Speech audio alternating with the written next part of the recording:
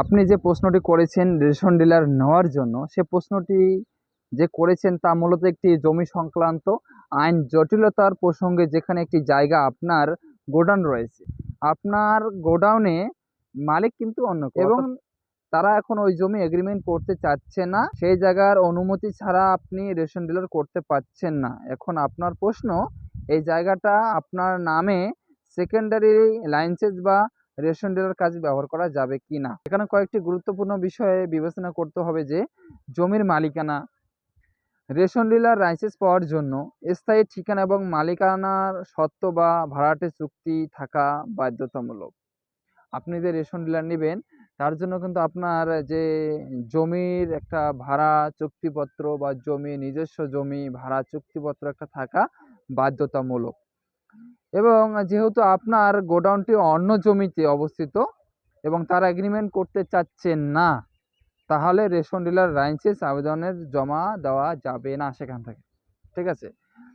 সরকারি প্রাথমিক শর্ত অনুযায়ী রেশন ডিলার হওয়ার জন্য সাধারণত যে নথিগুলো চাওয়া হয় সেগুলো, তার মধ্যে অন্যতম হচ্ছে জমির মালিকানার প্রমাণ, ভাড়াটে চুক্তিপত্র, registered rent agreement, trade licence. গোডাউনের ন্যূনতম মাপ সাধারণত হয়ে থাকে কত, 200 স্কোয়ার ফুট অথবা তার বেশি। 200 স্কোয়ার ফুটের নিচে হলে কিন্তু হয় না। এবং যিনি রেশন ডিলার পদে আবেদন করবেন তার একটি যে ভারতীয় নাগরিক প্রমাণপত্র অর্থাৎ ডোমিসাইল সার্টিফিকেট রয়েছে, সেই ডোমিসাইল সার্টিফিকেটটাও আপনাদেরকে দিতে হয়। এখন আগে হয়তো লাগতো কিনা জানি না, কিন্তু এখন আপনাকে অবশ্যই ডোমিসাইল সার্টিফিকেট দিতে হবে। আবেদনকারী নামের উপর বৈধ দলিল, আপনি যে জায়গায় আবেদন করবেন সেই জায়গায় একটা বৈধ দলিল থাকতে হবে, চুক্তিপত্র, ভাড়াটে বা আপনার নিজের যে রেজিস্টার্ড একটা কাগজপত্র সেটা থাকতে হবে। আপনি যেটা করতে পারবেন না সেটা হচ্ছে, যদি জায়গার মালিক অনুমতি না দেয় বা লিখিত চুক্তি না করে, তাহলে সেই জায়গার উপর ভিত্তি করে আপনি রেশন ডিলারের জন্য আবেদন করতে পারবেন না। ইভেন ধরুন আপনি আগে থেকে ওখানে কিছু করে আসছেন, আগে থেকে আপনার এগ্রিমেন্ট ছিল, কিন্তু নতুন করে এগ্রিমেন্ট করতে চাচ্ছেন কিন্তু ওনারা করছে না, তাহলে আপনার কি হতে পারে, সেই জমির মালিকের কাছ থেকে এনওসি অর্থাৎ নো অবজেকশন সার্টিফিকেট বা ভাড়াটে চুক্তিপত্র সংগ্রহ করতে হবে।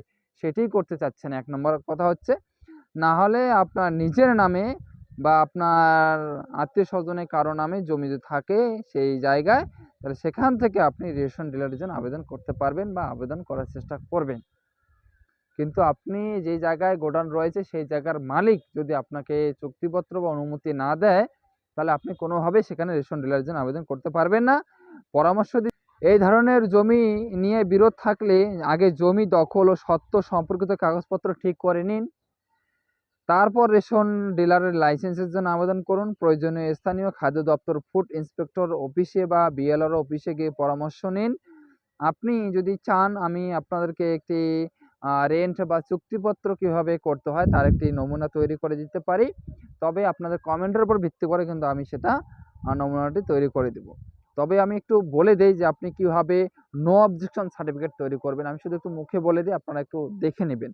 আমি অর্থাৎ মালিকের নাম, জমির মালিকের নাম, এখানে জমির মালিকের নাম হবে পিতা, তার পিতার নাম এবং তার সম্পূর্ণ ঠিকানা দিয়ে দিবেন। তারপরে লিখবেন, এই মর্মে ঘোষণা করছি যে আবেদনকারী অর্থাৎ আপনি সেখানে আবেদন করছেন, আপনার নাম, আপনার পিতার নাম, আপনার বর্তমান ঠিকানা, জমির দোকানের ঠিকানাটা দিয়ে দিবেন।